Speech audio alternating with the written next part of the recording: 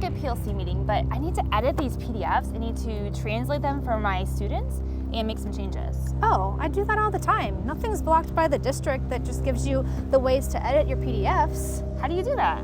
Oh, I've got a guy. Oh, well, show me. Okay. So I got a guy. I'm gonna show him to you. He's free, not liked by the district. Okay. He does a great job. This feels weird.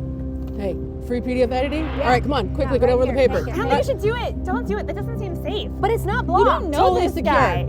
I still don't think it's a good idea. We don't know this guy. It's not a good plan. It's quick though. Ugh, I still feel like there's All gotta right, be a better time's running option. out. All right, fine. We'll figure out another option. There's gotta be something better. Okay. We know that teachers often need a way to edit PDFs, and many times they'll go to the internet and they'll download something that says that it can edit PDFs. However, that's one of the ways that malware gets inside of your computer, and we don't want to do that. So instead, we've got two great safe options for you instead. The first and the easiest one is to go inside of Classlink and choose the Adobe Express option. That is going to be, for 90% of the edits that you might need to do, quick edits, a great option.